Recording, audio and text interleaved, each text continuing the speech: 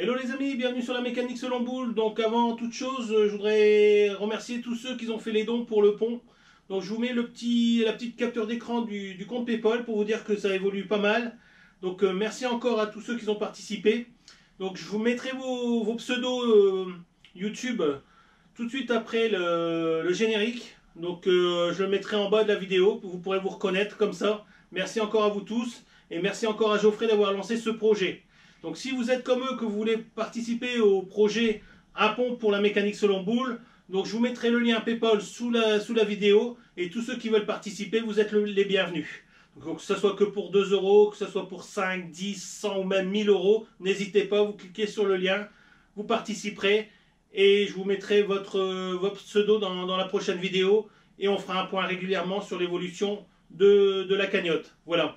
Si vous êtes fournisseur ou fabricant de ponts élévateurs, bah sachez que je suis ouvert à toute proposition pour en acquérir un, donc dans les meilleures conditions bien sûr, et puis voilà.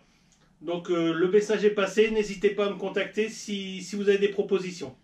Sinon, ben, si vous voulez voir comment je suis arrivé à ce résultat du démontage du moteur de Mercedes avec tous les éléments retirés, ben, je vous invite tout de suite à me suivre après le générique. A tout de suite.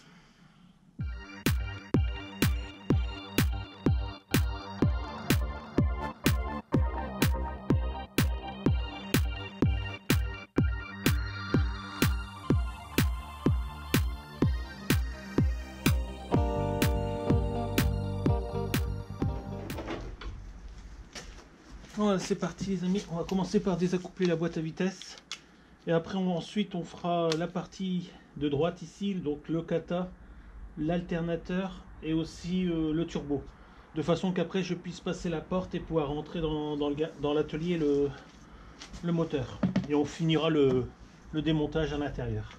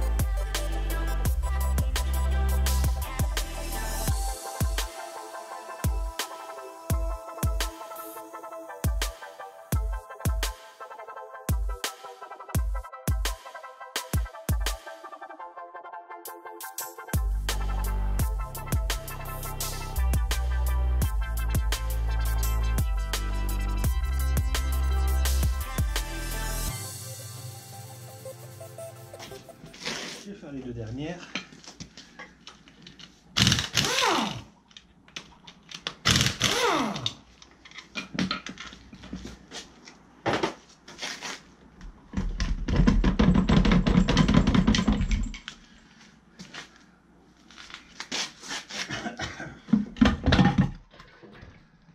Oh, ce n'est pas du look.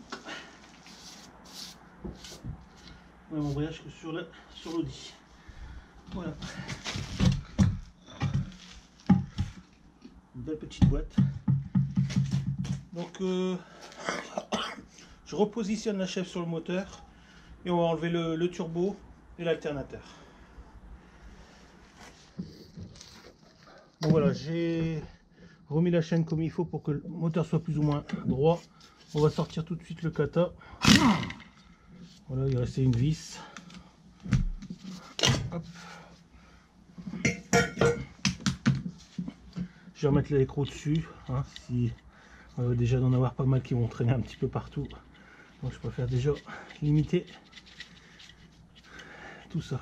Bon, ensuite bon, on va enlever l'alternateur, le turbo, peut-être vite fait aussi le support moteur.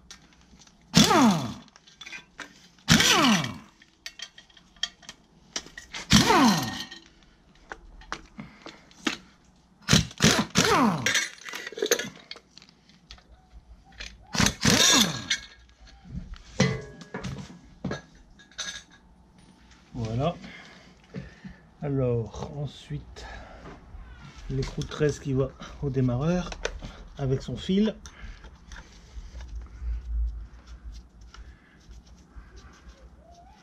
Voilà, petite prise aussi. Voilà, ça de côté. Ensuite,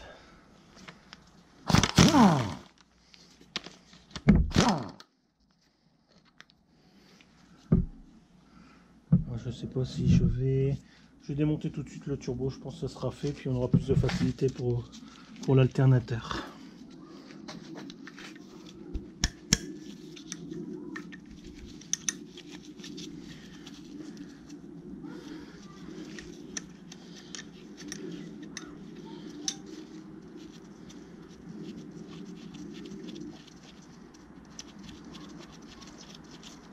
Bon, j'enlève pas la tubulure parce que tout simplement parce que j'ai mis la chaîne de la chèvre dessus.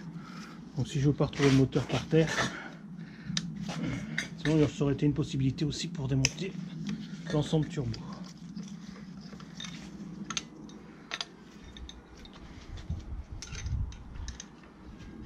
Il va vraiment falloir que je réinvestis un kit à cliquer parce que il m'en reste plus que 2-3 et j'ai pas la 13 dedans, et c'est vrai que c'est une des clés qu'on utilise le plus souvent. Donc moi c'est la 12, la 11 et une 13 et une 16. Il va vraiment falloir que je reprends un coffret.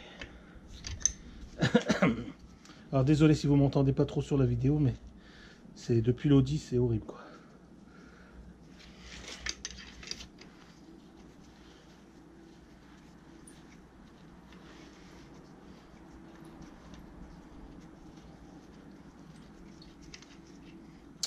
Voilà, je débride tout de suite l'alimentation en huile.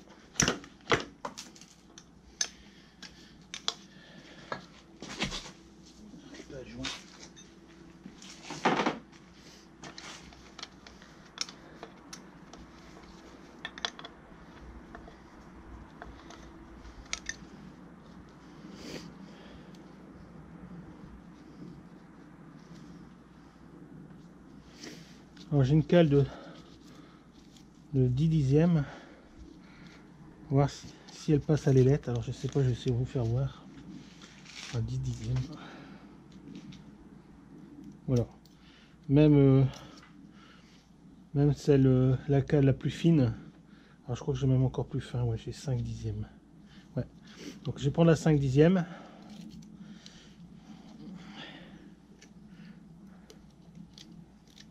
Voilà.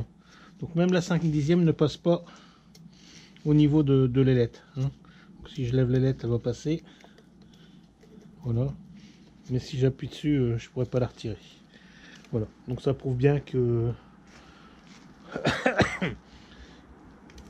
que le turbo a pris énormément de jeu. Voilà, vous voyez, même dès que j'appuie dessus, on peut pas passer la cale. Hein, pourtant c'est une fine. Hein.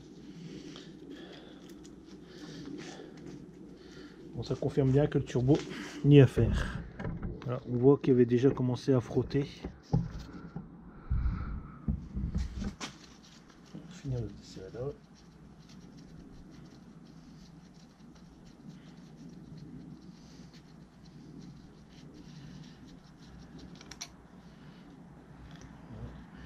Je vais remettre la vis dessus. Voilà. Et je récupère.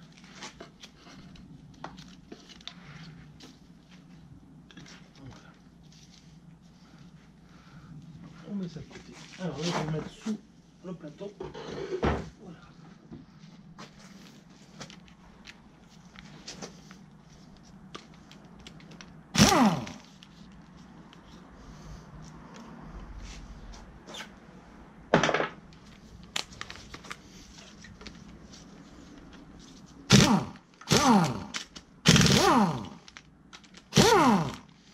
Bon là c'est pareil, on avait un jeu latéral au moment que j'ai changé la pompe à eau. Donc je m'étais aperçu qu'on avait un jeu sur voilà, un beau jeu quand même. Donc c'est pareil. Lui il va partir à la remise en état.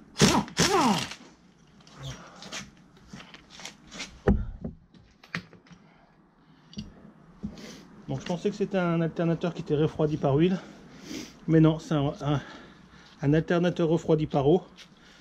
Donc ça va nous permettre de voir ensemble comment ça fonctionne à l'intérieur. Donc voilà, je vais pouvoir passer la porte du garage maintenant. Donc on se retrouve à l'intérieur et puis on continuera le démontage. A tout de suite. Donc voilà les amis, nous retrouvons dans l'atelier. Donc j'ai fait pas mal de place dans le garage pour pouvoir travailler tranquillement. Donc vous verrez sûrement, suivant les points de vue et l'angle de la caméra, que bon bah voilà, j'ai dû tout pousser dans le fond. Enfin bref, vous verrez bien. Donc là on va commencer par finir de sortir le démarreur. Donc on va prendre le câblage avec. Donc il me reste une bride ici, donc je vais l'enlever rapidement.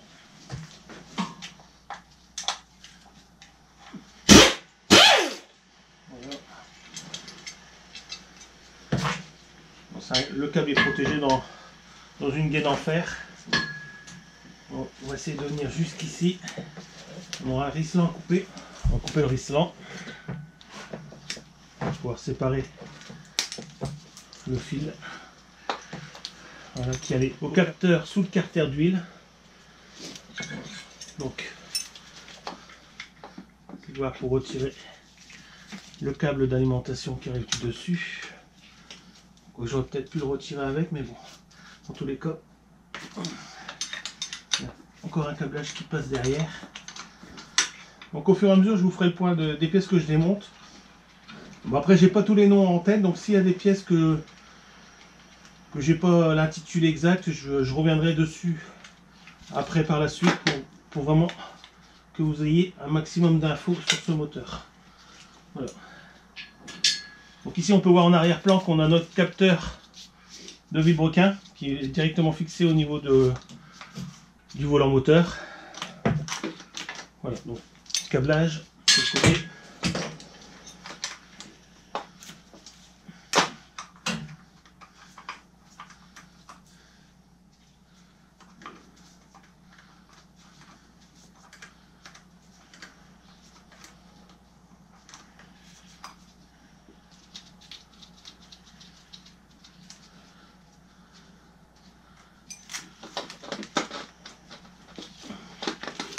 Voilà le démarreur. Donc pareil, je remets un maximum de visserie dessus.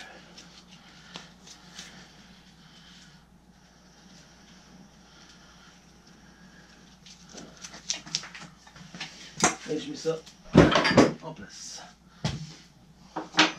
Voilà. Tout de suite soulager le moteur de son embrayage et de son volant moteur.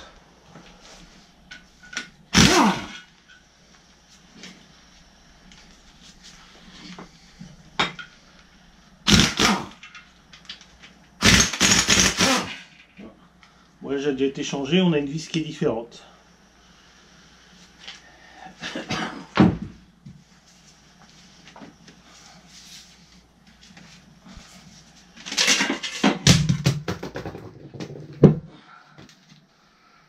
Voilà.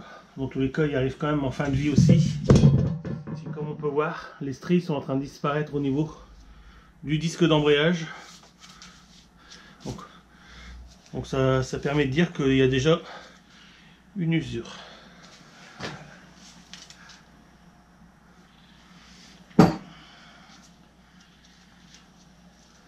Bon, apparemment, le volant moteur ça va. Dans tous les cas, on fera le point ensemble pour voir si un volant moteur est à changer ou pas. Hein, on fera les tests ensemble. Donc ça sera dans une prochaine vidéo. Je vous ferai voir comment on teste un volant bimasse.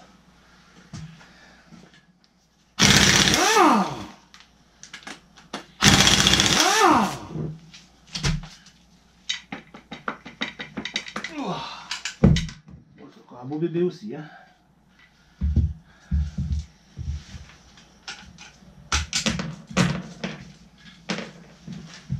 Voilà. Donc comme vous pouvez le voir, vous avez ici la piste du capteur sur le volant moteur. Donc bien faire attention quand vous le déposez, c'est de ne pas abîmer ces petites ailettes, on va dire, enfin, ces petits repères. Voilà. Donc on a changé d'angle. On va enlever toute la partie donc clim. DA et EGR.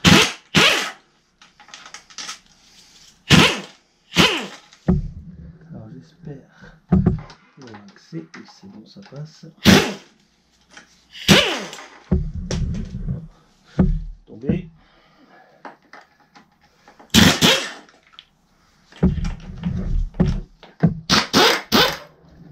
Voilà. Mettre ça de côté.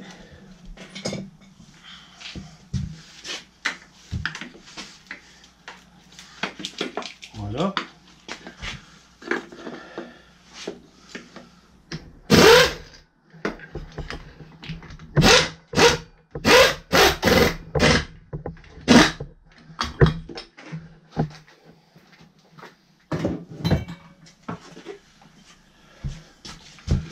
Donc ça c'est le support de câblage que j'enlève. Voilà. Donc voilà l'encrassement de la vanne EGR, pas mal.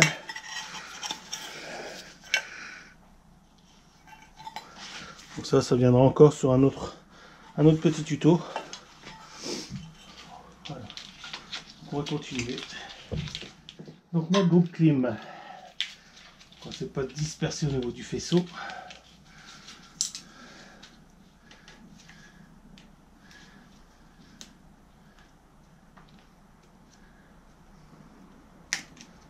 Voilà.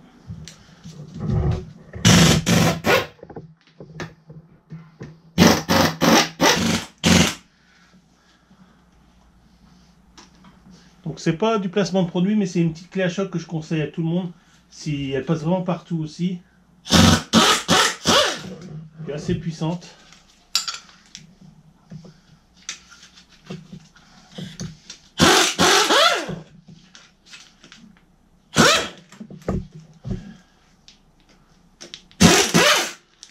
Voilà, un groupe clim. Bon, pareil, je vous fais voir. On a vraiment ici une détérioration au niveau du système d'embrayage. Donc on verra comment on peut le contrôler et si ça se remplace. Donc voilà, c'est reparti. Donc on va faire la pompe de DA. Je vais laisser pour l'instant son réservoir.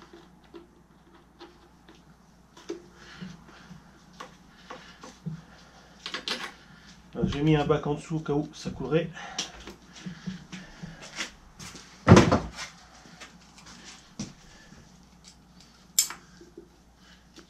Voilà. Bien décoller la durite.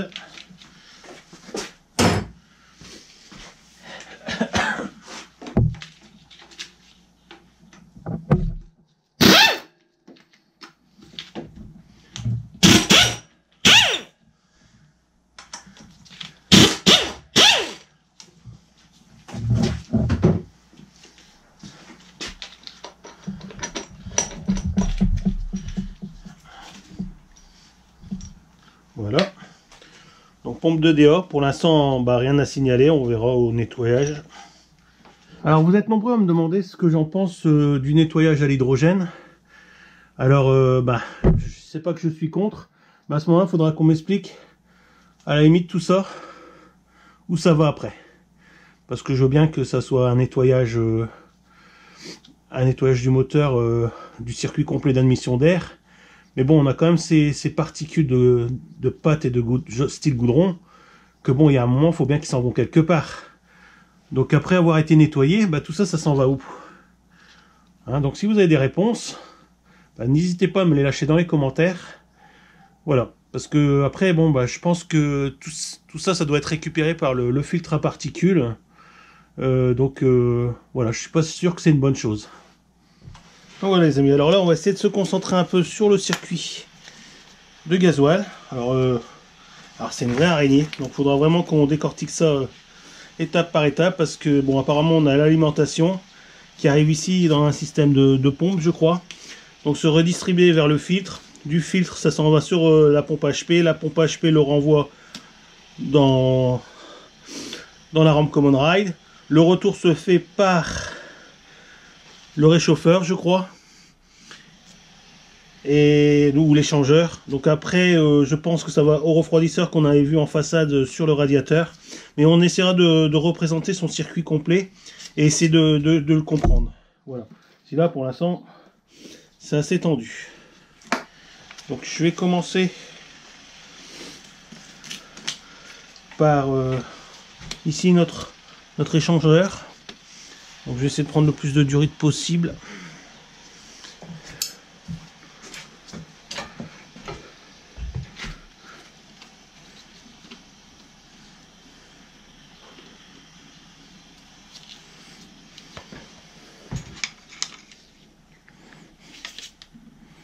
Voilà.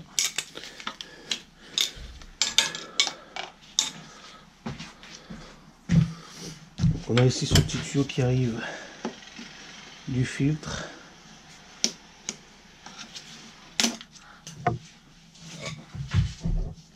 Voilà, je sais pas s'il fallait l'enlever carrément, mais bon.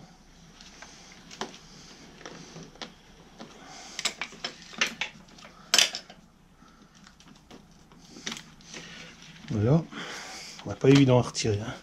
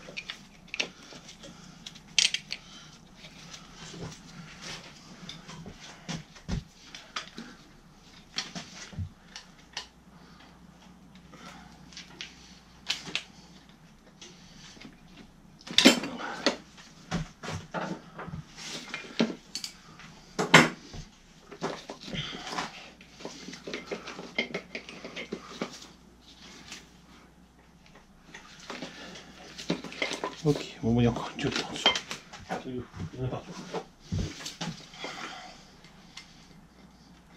Donc, je pense, si je me trompe pas, ça c'est une des durites qui s'en va à notre radiateur en façade.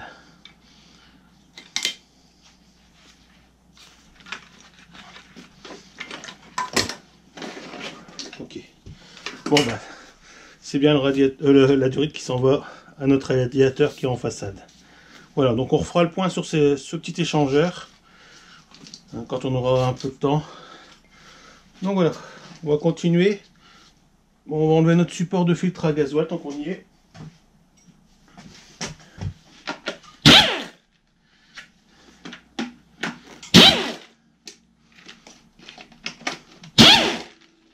Bon, je vais enlever le réservoir de liquide de direction en même temps. Donc, juste à côté, je crois qu'ils sont fixés ensemble. Voilà.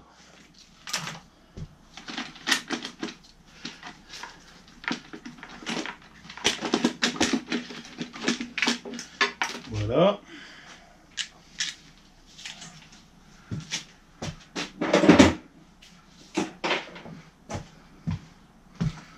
Et là, nous avons notre filtre à gasoil. Ok. Donc on va continuer dans les échangeurs. On va voir pour démonter ici.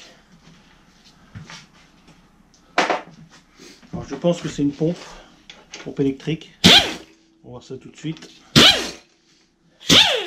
Oups. Voilà.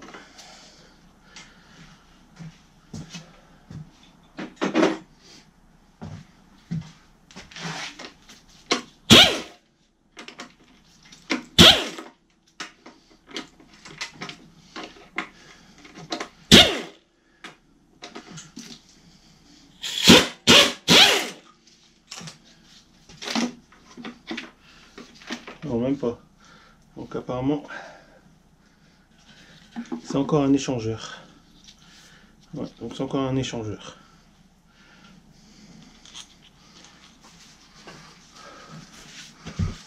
Donc voilà, du coup on a pas mal avancé. On va continuer. Donc je vais finir. Bon, je vais déjà enlever.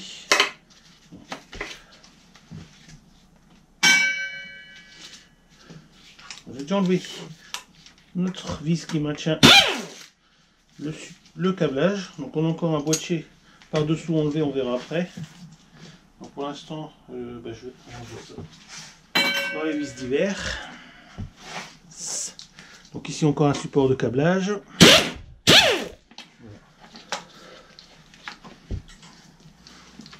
Donc ici on a le câblage qui s'envoie aux injecteurs avec un support.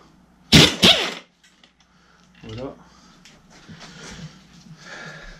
On va retirer notre échangeur en aluminium si je peux. Je crois qu'il doit être en une partie. On va faire un essai, donc on va essayer de retirer notre échangeur qui fait style aussi 22 GR.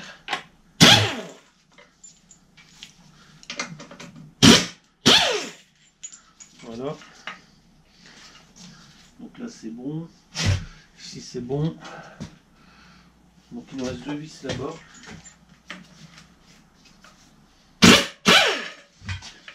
Une. Deux.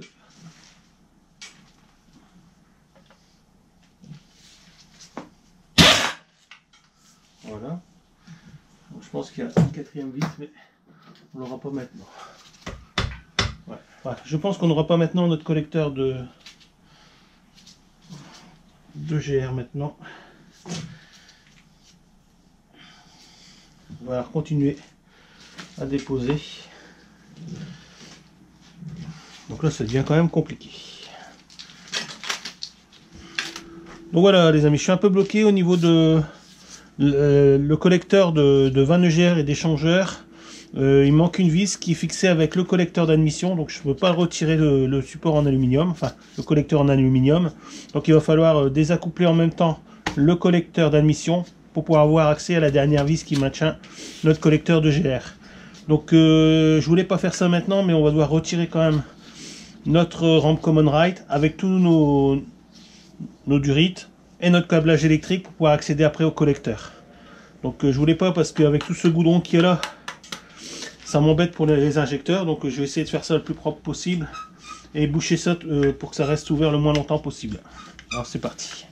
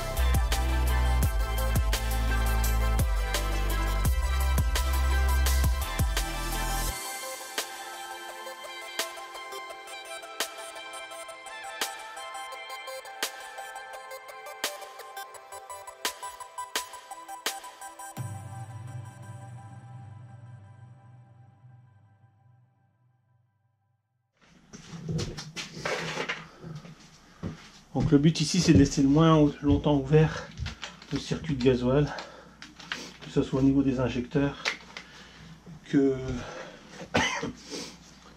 des divers orifices. On va attaquer tout de suite le câblage. Donc là, ouais, c'est bon, c'est bien. C'est pareil, hein, quand il y a eu du goudron, il faut faire super gaffe. Super fragile.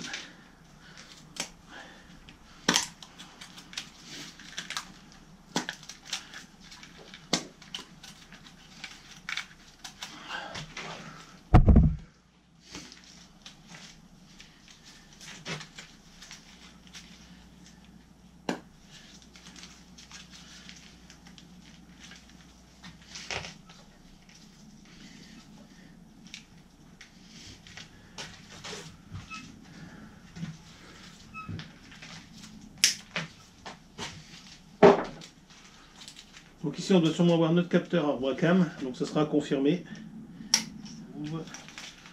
Donc, ensuite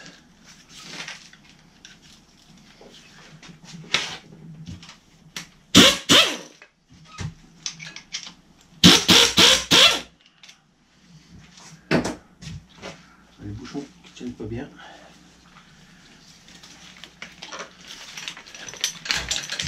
Voilà.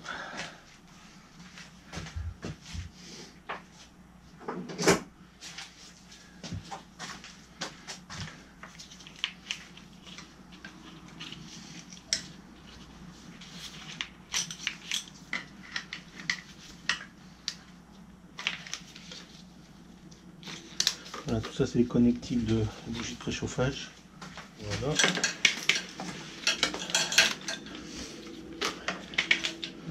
Donc par ici, un risselant.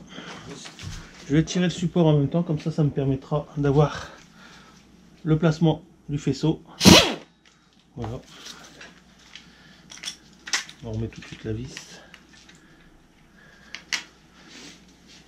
Ça, la patte reste sur le faisceau et au moins on a plus ou moins un emplacement où le fixer.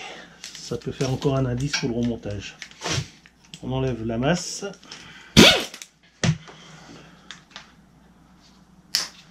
Voilà.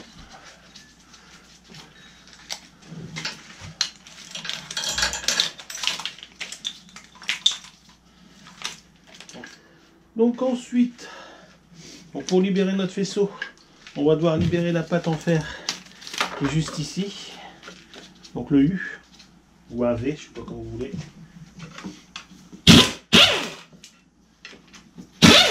Voilà. Voilà.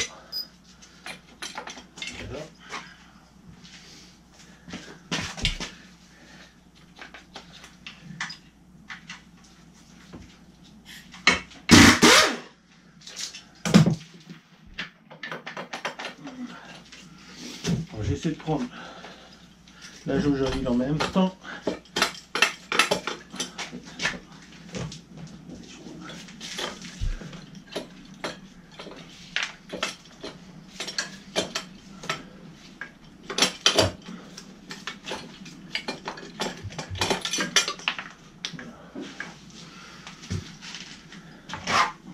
J'ai pu le lever et je vais pouvoir enlever voilà, la vis qui maintient le colis. Donc là on a bien toutes les vis qui maintiennent le support. Donc c'est pareil, quand je peux, je remets dessus. Voilà. Donc tout ça c'est bon.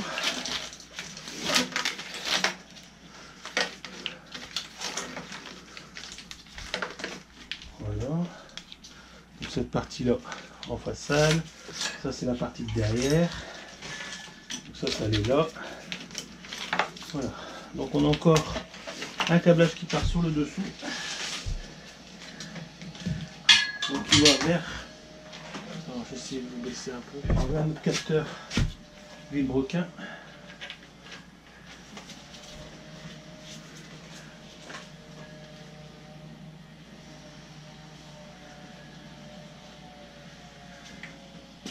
Voilà. Alors ici on a un genre de boîtier qu'on verra après. Un connectique dessus aussi. Voilà. Alors je pense que ça doit être le relais de démarrage. si je dis pas de bêtises, si ça s'en va au démarreur. Et ensuite on aura encore une prise par dessous. Alors je vois, j'ai du mal à voir là.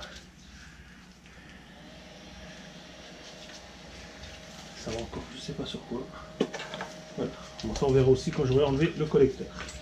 J'ai démonté une prise mais je sais pas du tout ce que c'est. Je sais pourquoi ma jauge ne venait pas tout à l'heure, il y avait un rissort sur le faisceau. Voilà, je coupe.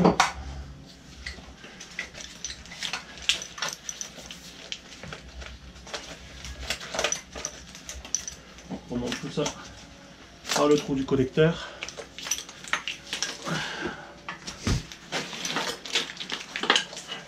Voilà.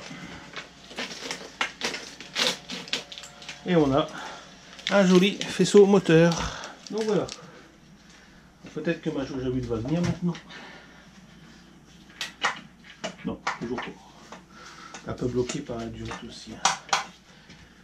Donc il nous reste, pour avoir le collecteur, on met toute la visserie. Hein. Je pense que c'est ça. Voilà.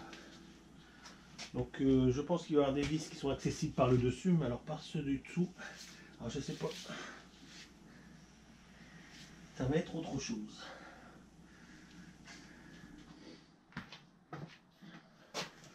C'est d'enlever le support avec le support du collecteur aussi.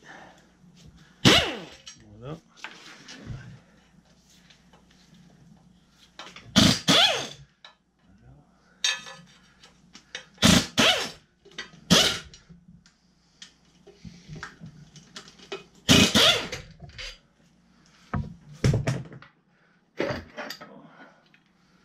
Voilà. Voilà. On va récupérer un peu de vision sur la partie collecteur.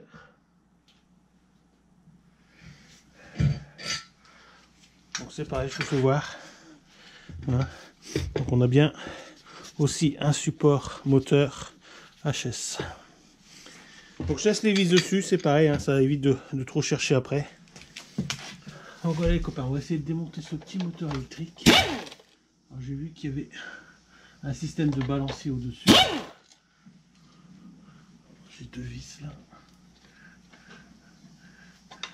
Ah, ça va bouger là.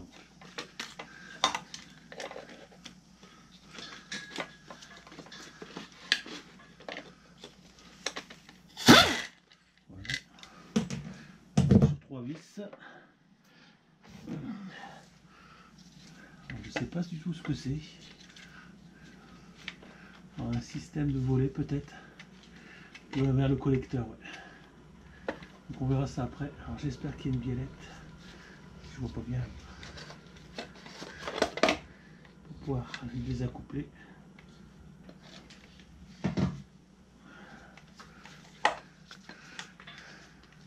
Ah, c'est plein d'huile. En tout cas, je regrette pas d'avoir démonté le moteur parce que c'était pas possible, quoi. On n'a pas pu faire quelque chose de bien avec une base comme ça. Ouais, c'est bon, c'est une biellette. Donc ici on a une commande de volet. Donc je pourrais pas dire exactement ce que c'est. Je crois que c'est ce qui commande les volets de papillon. Donc apparemment il y a pas mal de jeux aussi là-haut. Donc on verra ça au démontage. Mais je crois que tout l'huile qui vient de là, ça vient des volets. Ouais, du gros taf encore. Donc on va continuer le démontage. Bon, je vais mettre ça de côté. Bon, c'est quand même triste aussi, plein d'huile. Donc c'est parti pour le démontage de nos vis. Bon, il aurait fallu un petit cliquet pneumatique, ça aurait été top là. J'ai déjà vu des petits cliquets et on prend vraiment pas beaucoup de place. C'est vraiment top et c'est pneumatique.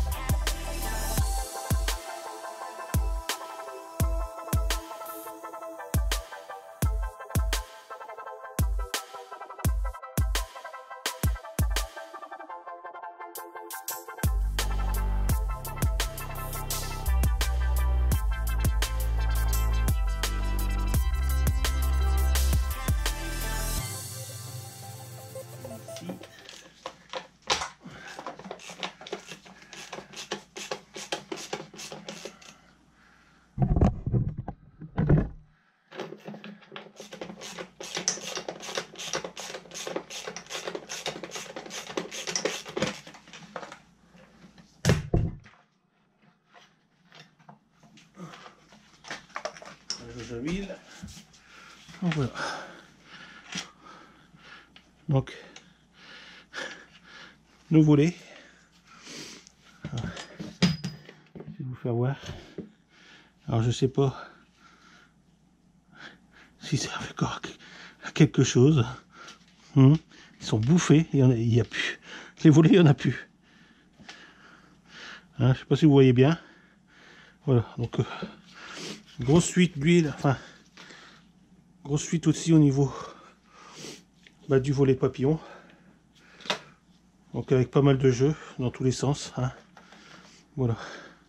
Donc encore un chiffrage, encore des pièces en plus. Donc ça commence à être, je vais pas dire dramatique, mais bon. Hein, c'est de surprise en surprise. Voilà.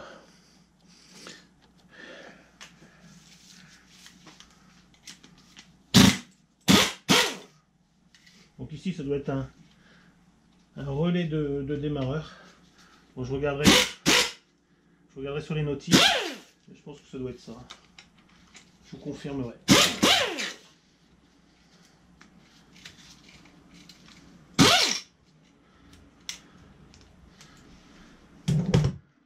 Voilà. Voilà. Bon.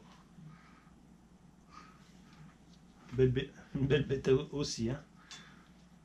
Donc apparemment avec refroidi ou je sais pas. Je vais pas dire de bêtises, je vais d'abord regarder ce que c'est, puis je vous dirai quoi.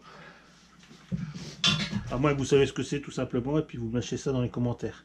Par contre, j'ai pas vu, il y a un bout qui est resté dessus. Voilà. Ici on va encore voir notre réchauffeur d'huile à 2 filtres à huile. Donc je vais peut-être pas enlever je vais peut-être pas l'enlever maintenant, on fera ça peut-être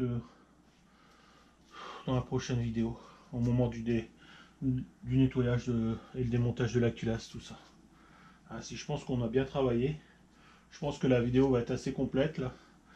Comme ça, quand le moteur sera sur son portique, bon, on démontera la pompe à HP, la pompe à vide, la pompe à eau, et puis on déculassera tout ça. Hein, voilà. Donc, je vous tiens pas plus longtemps. Oh, par contre, ouais, encrassement, les conduits ils sont quasiment bouchés aussi. Une horreur, une horreur, une horreur. Donc je vous laisse là-dessus. Moi je vais mettre le moteur sur le portique et on se retrouve à la fin pour le débriefing comme d'habitude. Allez, c'est parti. Donc voilà les amis, la vidéo se termine. Donc vous avez vu comment démonter plus ou moins tous les organes qu'il peut avoir sur le pourtour du bloc moteur de la Mercedes. Donc vous avez vu quand même pas mal de choses. Vraiment compliqué côté collecteur d'admission. Voilà, j'étais perdu à un moment, je ne savais plus où mettre mes mains. Bon, on s'en est bien tiré. Donc j'ai essayé de faire la vidéo la plus courte possible, mais bon, pour vous montrer un maximum de choses, c'est compliqué. Donc on est à peu près à 45 minutes. Donc je ne vais pas vous garder plus longtemps. Donc un peu déçu sur l'état du collecteur, enfin sur tout ce qui est admission d'air de toute manière, que ce soit la vanne EGR, que ce soit le collecteur. On voit bien, c'est des surprises. Donc pour revenir sur les organes, on viendra en détail sur chaque organe différent. On essaiera aussi de revoir le système du circuit de gasoil dessus, qui m'interpelle parce que j'ai jamais vu un circuit de gasoil aussi compliqué. Donc on essaiera de voir à peu près tout ça. Prochaine vidéo, sûrement sur la Mercedes, bon, ça sera l'ouverture du bloc. On va déculasser, on va regarder l'état des pistons, tout ça. Donc en même temps, je voudrais vous parler du rapport qu'on avait fait sur la prise d'huile du bloc moteur. Donc il s'avère que il y a un problème d'huile. Donc c'est à dire que l'huile retrouvée dans le moteur, c'est pas l'huile prescrite. Donc apparemment, nous on savait déjà qu'il y avait au moins une vidange de sauter. Peut-être qu'ils ont rajouté de l'huile, c'était pas la bonne. Donc ils me conseillaient de faire 4 à 5 000 km avec une nouvelle vidange et de l'huile préconisée. Et après refaire un test. Donc il s'avère que là on est à l'établi, donc il va être refait. Donc de ce côté-là on est réglé. Donc il n'y avait que vraiment sur l'huile qu'on était dans l'orange. Sinon tout ce qui est au niveau de la qualité de combustion, de l'usure du bas moteur, de l'usure du haut moteur. Donc par rapport à ce qu'ils ont retrouvé, aluminium, fer, chrome, cuivre, étain, on est dans les bonnes valeurs, on est dans le vert. Donc je pense qu'il ne devrait plus avoir de surprise au niveau de l'ouverture moteur. Voilà, c'était vraiment un gros problème de qualité d'huile. Donc après on se doute bien, c'est vu l'état du moteur, de toute manière, ou même de la voiture en général, qu'il y avait un gros souci d'entretien. Voilà, je pense que, en tout cas, je suis content de ce petit bilan diagnostic. C'est vraiment bien fait. Le tableau est vraiment top. Donc, c'est bien expliqué. En plus, ils vous font un petit diagnostic, enfin, ils vous font un petit résumé de ce qu'il faut faire. Donc, voilà. De toute manière, vous avez déjà dû le voir sur la chaîne YouTube Mon Garage Ma Bagnole qui avait fait aussi ce test sur ces différents véhicules. Donc, je voulais essayer. Bah, franchement, je suis pas déçu. Voilà. Que dire d'autre? Bon, on va rester là-dessus. Donc n'oubliez pas d'aller voir mes amis youtubeurs comme d'habitude, donc que ce soit Karameka, Tintin Bidouille et la clé de 13 qui vient de recevoir sa culasse rectifiée. Donc n'oubliez pas, si vous n'avez pas encore été, d'aller les voir. Et sinon, bon, on se retrouve très bien prochainement sur la mécanique sur le boule pour d'autres vidéos.